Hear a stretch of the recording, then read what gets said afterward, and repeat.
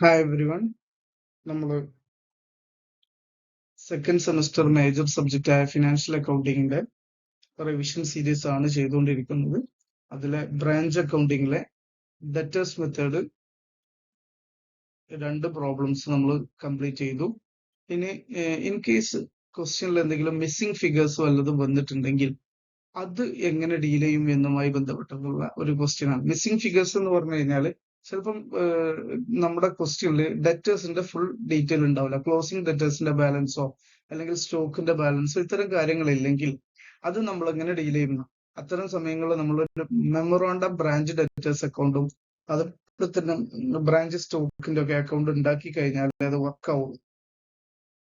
അപ്പൊ അതിന്റെ ഒരു ഫോർമാറ്റ് ഞാൻ ജസ്റ്റ് ഒന്ന് കാണിക്കാം. നമ്മൾ സിംഗിൾ എൻട്രിയിൽ ഡെറ്റേഴ്സ് അക്കൗണ്ട് ഒക്കെ കണ്ട പോലെ തന്നെ പ്രത്യേകിച്ച് മാറ്റമൊന്നുമില്ല. ഡെറ്റേഴ്സ് എന്താണ്? അസറ്റ് ആണ്. അസറ്റ് കൂടുന്ന സമയത്ത് ഡെബിറ്റ് സൈഡിൽ റെക്കോർഡ് ചെയ്യണം. അസറ്റ് കുറയാനുള്ള റീസൺസ് ഒക്കെ ക്രെഡിറ്റ് സൈഡിൽ റെക്കോർഡ് ചെയ്യണം. അസറ്റ് കൂടാനുള്ള കാരണം ഒന്ന്, അസറ്റ് കൂടല്ല, അതൊരു ഫിനാൻഷ്യൽ പൊസിഷൻ ആണ്. ഇത്രയാണ് ഓപ്പണിങ്ങിലുള്ള ഡെറ്റേഴ്സ് ബാലൻസ് എന്നുള്ളത്. പിന്നെ ഡെറ്റേഴ്സിന്റെ ബാലൻസ് കൂടാനുള്ള കാരണം അവർക്ക് നമ്മൾ ക്രെഡിറ്റിന് സെയിൽ ചെയ്യുക എന്നുള്ളതാണ്. ഓക്കെ. ഇനി ഡെറ്റേഴ്സിന്റെ ബാലൻസ് കുറയാനുള്ള റീസൺസ് ഡെറ്റേഴ്സിന്റെ അടുത്ത് നിന്ന് ക്യാഷ് കിട്ടുക, ഡെറ്റേഴ്സ് സെയിൽസ് റിട്ടേൺ ചെയ്യുക, ബാഡ് ഡെറ്റ്സ് വരിക, ഡിസ്കൗണ്ട് കൊടുക്കുക. ഇത് ലാസ്റ്റത്തത് ബാലൻസ് കുറയാനുള്ള റീസൺ അല്ല, അതൊരു ഫിനാൻഷ്യൽ പൊസിഷൻ ആണ്. ക്ലോസിംഗ് ബാലൻസ് ആണ് ഈ കാണിക്കുന്നത്. ഓക്കെ. ഇനി നമുക്ക് അതുപോലെ തന്നെ സ്റ്റോക്കും ഇതുപോലെ തന്നെ ഒരു ബ്രാഞ്ച് സ്റ്റോക്ക് അക്കൗണ്ട് ഉണ്ടാക്കിയാൽ നമുക്ക് ക്ലോസിംഗ് ബാലൻസ് ഒക്കെ ചിലപ്പോൾ കിട്ടുള്ളൂ. ക്വസ്റ്റ്യനിൽ തന്നിട്ടില്ലെങ്കിൽ ഇങ്ങനെ ചെയ്യേണ്ടി വരും. അവിടെ നമ്മൾ ശ്രദ്ധിക്കേണ്ടത് സ്റ്റോക്കും ഒരു അസറ്റ് അക്കൗണ്ട് ആണല്ലോ. അതുകൊണ്ട് അസറ്റ് കൂടാനുള്ള റീസൺസ് ഇവിടെ ചെയ്യും. ബ്രാഞ്ചിന്റെ സ്റ്റോക്ക് കൂടാൻ കാരണം ഹെഡ് ഓഫീസിൽ നിന്നും ഗുഡ്സ് കിട്ടുക എന്നുള്ളതാണ്. ബ്രാഞ്ചിന്റെ ക്യാഷ് കുറയാൻ, സ്റ്റോക്ക് കുറയാനുള്ള കാരണം സെയിൽ നടത്തുക. അത് ക്യാഷ് സെയിൽ ആവാം, ക്രെഡിറ്റ് സെയിൽ ആവാം, അല്ലെങ്കിൽ ഹെഡ് ഓഫീസിലേക്ക് റിട്ടേൺ കൊടുക്കുക. ലാസ്റ്റ് ബാലൻസ് ഫിഗർ നമുക്ക് കിട്ടും. ഈ രീതിയിൽ ഇതും കൂടെ ചിലപ്പോൾ ഇൻകോർപ്പറേറ്റ് ചെയ്ത് കഴിഞ്ഞാൽ ഈ ഒരു പിന്നെ ചില ക്വസ്റ്റ്യൻസ് കംപ്ലീറ്റ് ആവുള്ളൂ. അപ്പൊ അതുമായി ബന്ധപ്പെട്ട ഒരു ക്വസ്റ്റ്യൻ നമുക്ക് എന്ത് ചെയ്യാം, ചെയ്ത് നോക്കാം. ഓക്കെ, ഞാൻ ക്വസ്റ്റ്യൻ വായിക്കാം. Pratap traders limited, Allahabad has a branch at Hisar. From the following particulars relating to the branch for the year ending December 31st December 2018, prepare the branch account in the head office account. അതിൽ opening branch account തന്നിട്ടുണ്ട്, opening debtors തന്നിട്ടുണ്ട്, petty cash opening തന്നിട്ടുണ്ട്, furniture opening തന്നിട്ടുണ്ട്. ഇത്രയും opening data നമ്മുടെ കയ്യിലുണ്ട്. പിന്നെ insurance opening data, ഇത്രയും ഓപ്പണിംഗ് ഡാറ്റ നമ്മുടെ കയ്യിലുണ്ട്. ഇനി ഔട്ട്സ്റ്റാൻഡിംഗ് ഓപ്പണിംഗ് ഡാറ്റയാണ്, അതെന്താണ്? ലയബിലിറ്റി ആണ്. ഈ ആദ്യത്തെ 3 നമുക്കറിയാം, അത് നമ്മൾ എന്ത് ചെയ്യണം, ഡെബിറ്റ് സൈഡിൽ റെക്കോർഡ് ചെയ്യേണ്ട കാര്യങ്ങളാണ്. 3 ആദ്യത്തെ ഇത്രയും ഐറ്റംസ് ഡെബിറ്റ് സൈഡിൽ ഓപ്പണിംഗ് ബാലൻസ് കൊടുക്കേണ്ടതാണ്. ഇത് ക്രെഡിറ്റ് സൈഡിൽ ഓപ്പണിംഗ് ബാലൻസ് കൊടുക്കേണ്ടതാണ്. ഇനി ഗുഡ്സ് സെൻഡ് ടു ബ്രാഞ്ച് ഉണ്ട്, ക്യാഷ് സെയിൽ ഉണ്ട്, ക്രെഡിറ്റ് സെയിൽ ഉണ്ട്, ഡെറ്റേഴ്സിന്റെ അടുത്ത് നിന്ന് കളക്ട് ചെയ്ത് 35,000 രൂപ. അതുപോലെ തന്നെ ഡെറ്റേഴ്സ് ഡയറക്റ്റ് ആയിട്ട് ഹെഡ് ഓഫീസിൽ കൊടുത്ത പൈസ 2,000 രൂപ.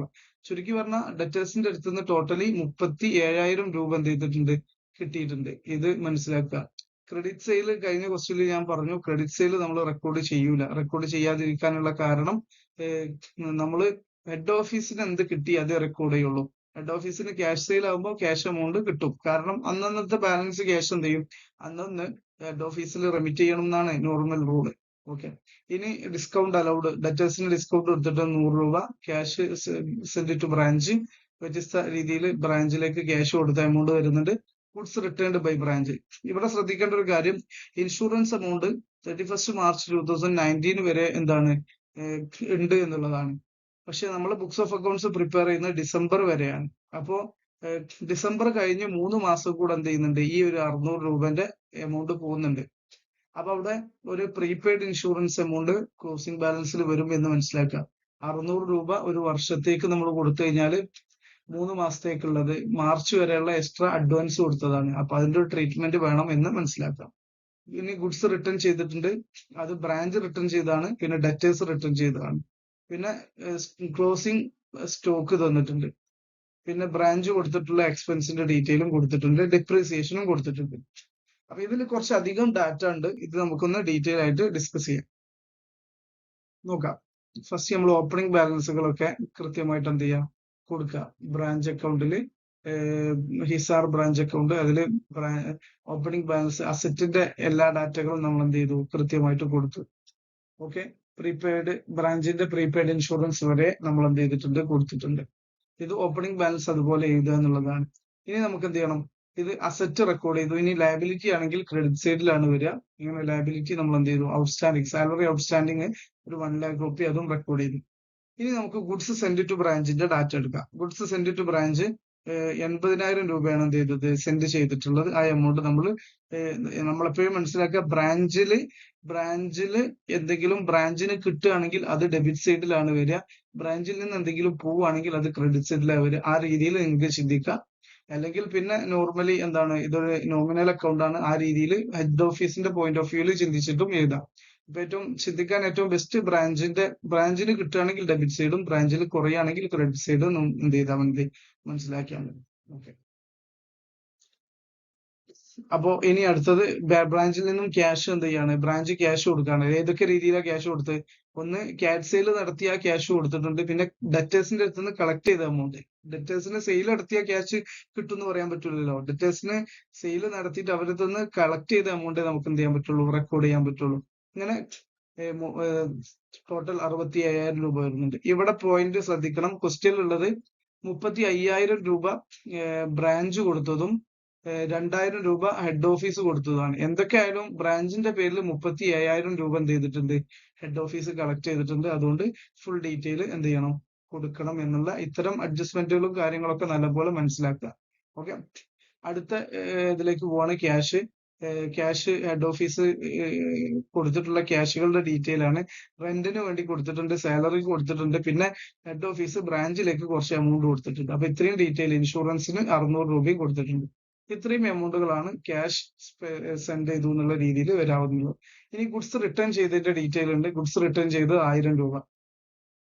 ഇവിടെ നിങ്ങൾ നല്ലപോലെ മനസ്സിലാക്കേണ്ട ഒരു പോയിന്റ് എന്താന്ന് വെച്ച് കഴിഞ്ഞാല്, ചില ട്രാൻസാക്ഷൻസ് എടുക്കൂല.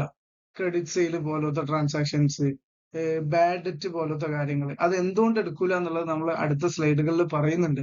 എത്ര മനസ്സിലാക്കിയാൽ മതി, എടുക്കാത്തതൊക്കെ അതിന്റെ ഓപ്പണിംഗ് ബാലൻസും ക്ലോസിംഗ് ബാലൻസും ഡിഫറൻസ് ഓട്ടോമാറ്റിക്കലി അഡ്ജസ്റ്റ് ചെയ്തു പോകും. അപ്പൊ ഏതൊക്കെ ട്രാൻസാക്ഷൻസ് ആണ് എടുക്കാത്തത് എന്നുള്ളത് ഞാൻ മറ്റൊരു സ്ലൈഡിൽ പറയാം. ഇപ്പൊ ഞാൻ ഇവിടെ എടുക്കാത്ത ഐറ്റംസ് നിങ്ങൾക്ക് കൃത്യമായിട്ട് ക്വസ്റ്റ്യനിൽ നോക്കിയാൽ മനസ്സിലാവും ഏതൊക്കെ എടുത്തിട്ടില്ല എന്നുള്ളത്. ഓക്കെ. ഇനി നമ്മൾ ഓരോ ബാലൻസസ് എന്ത് ചെയ്യാണ്, കൈകാര്യം ചെയ്യാം. എന്താണ്, ബ്രാഞ്ചിന്റെ ക്യാഷ് നമ്മൾ എടുത്തില്ല, സ്റ്റോക്ക് ക്വസ്റ്റ്യനിൽ തന്നിട്ടുണ്ട്. ബ്രാഞ്ച് ഡെറ്റേഴ്സ്, ബ്രാഞ്ച് ഫർണിച്ചറിന്റെ ഡീറ്റെയിൽ ഒന്നും നമ്മൾ എടുത്തില്ല. അതേപോലെ തന്നെ ബ്രാഞ്ചിന്റെ പ്രീപെയ്ഡ് ഇൻഷുറൻസ്, ഇതെല്ലാം നമ്മൾ കാൽക്കുലേറ്റ് ചെയ്യണം. അപ്പൊ ബ്രാഞ്ചിന്റെ ക്യാഷ് കാൽക്കുലേറ്റ് ചെയ്യണമെങ്കിൽ നമ്മൾ എന്ത് ചെയ്യാം, ആദ്യം നമ്മളെ സംബന്ധിച്ചിടത്തോളം ബ്രാഞ്ച് ക്യാഷ് എന്നുള്ള രീതിയിൽ 500 രൂപ ഓപ്പണിംഗ് ബാലൻസ് ഉണ്ടായിരുന്നു. ഹെഡ് ഓഫീസിൽ നിന്നും 1,000 രൂപ നമുക്ക് കിട്ടിയിട്ടുണ്ട്. ഓക്കെ. ഇതിൽ പെറ്റി എക്സ്പെൻസസിന് വേണ്ടി 850 രൂപ നമ്മൾ ചെലവാക്കിയിട്ടുണ്ട്. ഇവിടെ ശ്രദ്ധിക്കേണ്ട കാര്യം, ഈ 850 രൂപ ഹെഡ് ഓഫീസ് ചെലവാക്കിയതല്ല, ബ്രാഞ്ച് ചെലവാക്കിയതാണ്. ബ്രാഞ്ച് ആയതുകൊണ്ട് തന്നെ ഇത് ബ്രാഞ്ച് അക്കൗണ്ടിൽ വരാൻ പാടില്ല. ബ്രാഞ്ച് അക്കൗണ്ടിൽ ഹെഡ് ഓഫീസ് ചെലവാക്കിയ എമൗണ്ടേ വരാൻ പാടുള്ളൂ. ബ്രാഞ്ച് ചെലവാക്കിയത് വരൂല. എവിടെ വരൂല, ഞാൻ പറഞ്ഞത് ബ്രാഞ്ച് അക്കൗണ്ടിൽ വരൂല എന്നുള്ളതാണ്. കാരണം എന്താന്ന് വെച്ചാൽ നമ്മൾ ചെയ്യുന്നത് വരേണ്ട ആവശ്യമില്ല എന്ന് പറയാൻ കാരണം എത്രയേ ഉള്ളൂ, ഈ 500 രൂപ ഓൾറെഡി ഇവിടെ എന്തുണ്ട്, ഓപ്പണിംഗ് ബാലൻസ് ഉണ്ട്. 1000 രൂപ ക്ലോസിംഗ് ബാലൻസും ഉണ്ട്. സോറി, പുതിയത് വന്നതുണ്ട്. ടോട്ടൽ 1,500 രൂപ ഉണ്ട്. നമ്മള് ഈ 850 രൂപന്റെ കണക്ക് എഴുതുന്നില്ലെങ്കിൽ പോലും നമ്മൾ ചെയ്യാൻ പോകുന്നത് എന്താണ്, ഇതിന്റെ ക്ലോസിംഗ് ബാലൻസ് മാത്രം എടുത്ത് എഴുതും. അപ്പൊ ഓട്ടോമാറ്റിക്കലി ഈ 650 രൂപ മാത്രമേ ഇനി ക്രെഡിറ്റ് സൈഡിൽ അവിടെ എഴുതാൻ പോകുന്നുള്ളൂ. അപ്പൊ ഓട്ടോമാറ്റിക്കലി 850 രൂപന്റെ എഫക്ട് എന്ത് ചെയ്യുന്നുണ്ട്, ബ്രാഞ്ച് അക്കൗണ്ടിൽ ഓട്ടോമാറ്റിക്കലി വരുന്നുണ്ട്. അപ്പൊ ഇനി സെപ്പറേറ്റ് ആയിട്ട് ബ്രാഞ്ച് എക്സ്പെൻസ് എന്ന് പറഞ്ഞ് എഴുതണ്ട.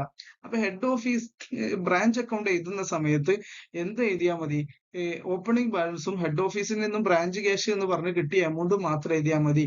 എക്സ്പെൻസ് എഴുതണ്ട. പിന്നീട് ക്ലോസിംഗ് ബാലൻസ് റെക്കോർഡ് ചെയ്യുമ്പോൾ ഓട്ടോമാറ്റിക്കലി ഇത് നെറ്റ് ഓഫ് ചെയ്ത് പോയിക്കോളും. ഓക്കെ അല്ലേ. അപ്പൊ അതാണ് ബ്രാഞ്ച് ക്യാഷിന്റെ എമൗണ്ട് നമുക്ക് കിട്ടിയ എത്ര രൂപയാണ്, 650 രൂപ. ഓക്കെ. ഇനി നമ്മൾ ബ്രാഞ്ച് ക്യാഷ് കഴിഞ്ഞു. ഇനി നമുക്ക് എന്ത് ചെയ്യണം, 1-2 കാൽക്കുലേഷൻസ് കൂടെ നമുക്ക് നോക്കാം. എന്തൊക്കെയാണെന്ന് നോക്കാം.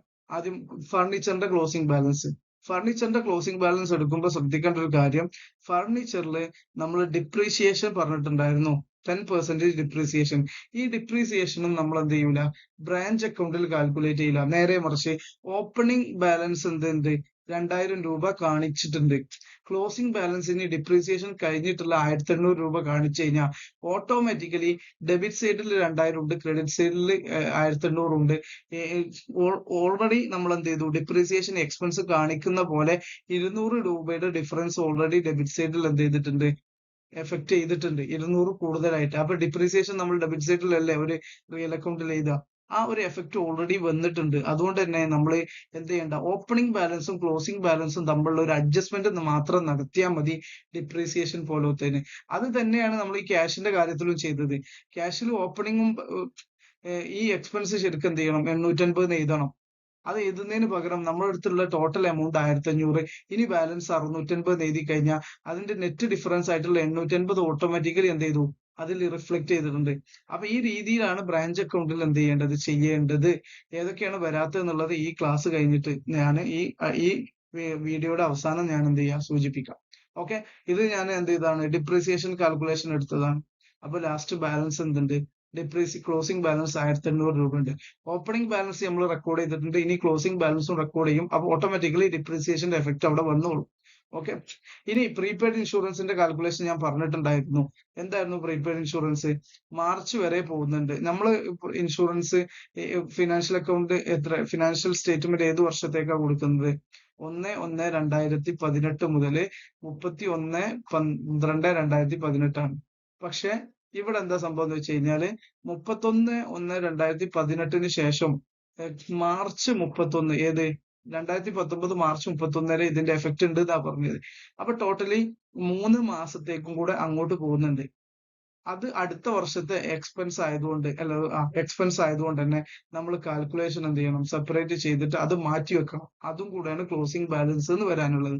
ഇത്രയും കാര്യങ്ങളാണ് നമുക്ക് ചെയ്യാനുള്ളത്. നമുക്ക് നോക്കാം. ഇനി ഈ ഓരോ കാര്യങ്ങളും നമ്മൾ ഇതിലേക്ക് റിഫ്ലക്ട് ചെയ്ത് കൊടുക്കുക. ബ്രാഞ്ച് ക്യാഷ് നമ്മൾ കാൽക്കുലേറ്റ് ചെയ്ത് കണ്ടെത്തി, അതുപോലെ തന്നെ ഫർണിച്ചറും കണ്ടെത്തി, പ്രീപെയ്ഡ് ഇൻഷുറൻസും കണ്ടെത്തി. ഇനി ബ്രാഞ്ച് ഡെറ്റേഴ്സ് കാണും. ബ്രാഞ്ച് ഡെറ്റേഴ്സിന്റെ അക്കൗണ്ട് എടുക്കുമ്പോൾ ശ്രദ്ധിക്കുക, branch debtors memorandum branch debtors എന്നുള്ള രീതിയിൽ ഓപ്പണിംഗ് ബാലൻസും എടുത്തു. ക്രെഡിറ്റ് സെയിൽ ക്വസ്റ്റ്യൻ ഉണ്ടായിരുന്നു, അതെടുത്തു. ക്രെഡിറ്റ് സെയിൽ എവിടെ എടുക്കൂല എന്നാ പറഞ്ഞത്? ബ്രാഞ്ചിന്റെ സ്റ്റോക്ക് ബ്രാഞ്ച് അക്കൗണ്ടിൽ എടുക്കൂല എന്ന് പറഞ്ഞത്. പക്ഷെ ഡെറ്റേഴ്സിന്റെ അക്കൗണ്ടിൽ എന്തായാലും എടുക്കണം. അത് നോർമൽ ഡെറ്റേഴ്സ് അക്കൗണ്ട് പോലെ. പിന്നെ ക്യാഷ്, സെയിൽസ് റിട്ടേൺ, ഡിസ്കൗണ്ട്, ഇതൊക്കെ ഡെറ്റേഴ്സിന്റെ ബാലൻസ് കുറയാനുള്ള റീസൺസ്. അതൊക്കെ ക്രെഡിറ്റ് സൈഡിൽ എഴുതി. ഓക്കെ, അപ്പൊ നമ്മളെ ടോട്ടൽ എന്നുള്ള രീതി ഇവിടെ 44,000 ഉണ്ട്. സ്വാഭാവികമായിട്ടും ഇവിടെ 44,000 എന്ത് ചെയ്യണം, വരണം. അങ്ങനെ 44,000 ചെയ്ത് കഴിഞ്ഞാൽ ക്ലോസിംഗ് ബാലൻസ് എന്ത് ചെയ്യും, 4,900. ഇതെങ്ങനെ കിട്ടി? ഈ ടോട്ടൽ 44,000-ത്തിൽ നിന്നും ഈ 37,000 അതേപോലെ തന്നെ 2,000 അതുപോലെ തന്നെ 100 രൂപയും കുറച്ചു. അങ്ങനെയാണ് 4,900 4,900 കിട്ടിയിട്ടുള്ളത്. അത് നമ്മളെ ബുക്സ് ഓഫ് അക്കൗണ്ട്സിൽ എന്ത് ചെയ്യുക, ബ്രാഞ്ച് ഡെറ്റേഴ്സ് എന്ന് പറഞ്ഞ് എഴുതുക. അങ്ങനെ ബ്രാഞ്ച് ഡെറ്റേഴ്സ് എഴുതി കഴിഞ്ഞാൽ നമ്മുടെ കാൽക്കുലേഷൻസ് ഒക്കെ കഴിഞ്ഞു. ഇനി ടോട്ടൽ എഴുതി നോക്കുക. ടോട്ടൽ ചെയ്യുമ്പോൾ ക്രെഡിറ്റ് സൈഡ് ആണ് കൂടുതൽ. ഈ എമൗണ്ടുകളെല്ലാം ടോട്ടൽ ചെയ്യുമ്പോൾ 1,79,500 കിട്ടുന്നുണ്ട്. സ്വാഭാവികമായിട്ടും ഇവിടെ ആ എമൗണ്ട് വരണം. ഓക്കെ, അപ്പോ ഇനി ഈ 1,79,500 നിന്നും ഇത്രയും എമൗണ്ടുകൾ എന്ത് ചെയ്താൽ കുറച്ചു കഴിഞ്ഞാല് നമുക്ക് കിട്ടുന്ന എമൗണ്ട് ആണ് പ്രോഫിറ്റ് എന്ന് പറയുന്നത്.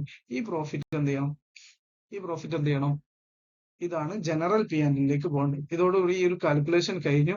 ഇനി നമ്മൾ ഡിസ്കസ് ചെയ്യുന്നത് ഏതൊക്കെ ഐറ്റംസ് ആണ് വരാത്തത് എന്നുള്ളതാണ്. വരാത്തത് ഇത് നിങ്ങൾ ജസ്റ്റ് വായിച്ചു നോക്കുക. ഞാൻ ഇതിന്റെ ഡിസ്കഷന്റെ അടിസ്ഥാനത്തിൽ അടുത്തൊരു സ്ലൈഡിൽ വരാത്ത ഐറ്റംസുകൾ കൊടുത്തിട്ടുണ്ട്. Petty cash expenses. Petty cash എന്ന് പറഞ്ഞാൽ എന്താണ്? ഹെഡ് ഓഫീസ് ബ്രാഞ്ചിലേക്ക് കൊടുക്കുന്ന പൈസനെയാണ് നമ്മൾ പെറ്റി ക്യാഷ് എന്ന് പറയാം. അപ്പൊ പെറ്റി ക്യാഷിന്റെ എക്സ്പെൻസസ് ആരേ ചെയ്യുള്ളൂ? പെറ്റി ക്യാഷിന്റെ എക്സ്പെൻസസ് കൈകാര്യം ചെയ്യാൻ ബ്രാഞ്ചാണ് ചെയ്യുക. കാരണം ഹെഡ് ഓഫീസ് കൊടുത്ത പൈസ അല്ലേ. പെറ്റി ക്യാഷ് എക്സ്പെൻസ് നമ്മൾ എന്ത് ചെയ്യൂല, ട്രീറ്റ്മെന്റ് കൊടുക്കൂല. അതിന് പകരം എന്താ ചെയ്യുക, അതിന്റെ ഓപ്പണിംഗ് ബാലൻസും അത് കിട്ടിയതും ഡെബിറ്റ് സൈഡിൽ എഴുതും, ക്ലോസിംഗ് ബാലൻസ് എന്ത് ചെയ്യും, ക്രെഡിറ്റ് സൈഡിൽ എഴുതും. ഓട്ടോമാറ്റിക്കലി അതിന്റെ എക്സ്പെൻസ് എഫക്ട് അവിടെ വരും. ക്രെഡിറ്റ് സെയിൽ തരൂല, സെയിൽസ് റിട്ടേൺ ഇല്ല, ബാഡ് ഡെറ്റ്സ് ഇല്ല, ഡിസ്കൗണ്ട് ഇല്ല, ഷോർട്ടേജോ സർപ്ലസോ ഉണ്ടെങ്കിൽ വരൂല, ഡിപ്രീസിയേഷൻ വരൂല. അതുപോലെ തന്നെ ബാങ്കിന് എന്തെങ്കിലും മിസ്സലേനിയസ് റവന്യൂ പെറ്റി ക്യാഷിലേക്ക് വന്നിട്ടുണ്ടെങ്കിൽ അതും നമ്മൾ എന്ത് ചെയ്യൂല, റെക്കോർഡ് ചെയ്യില്ല. ഇത്രയും കാര്യങ്ങൾ നമ്മൾ ബ്രാഞ്ച് അക്കൗണ്ട് ഡെറ്റേഴ്സ് മെത്തേഡ് അനുസരിച്ച് നമ്മൾ പ്രിപ്പയർ ചെയ്യുമ്പോൾ, ഡെറ്റേഴ്സ് മെത്തേഡ് നല്ലപോലെ ഓർക്കുക. ഡെറ്റേഴ്സ് മെത്തേഡിൽ പ്രിപ്പയർ ചെയ്യുമ്പോൾ ഈ ഐറ്റംസുകളൊന്നും നമ്മൾ എന്ത് ചെയ്യില്ല, ട്രാൻസാക്ഷൻ ബ്രാഞ്ച് അക്കൗണ്ടിൽ കാണിക്കൂല. ഓക്കെ, ഇതോടുകൂടി ഞാൻ ഈ ഒരു വീഡിയോ അവസാനിപ്പിക്കുകയാണ്. നല്ലപോലെ ശ്രദ്ധിച്ച് കേട്ട് മനസ്സിലാക്കുക. Okay, thank you.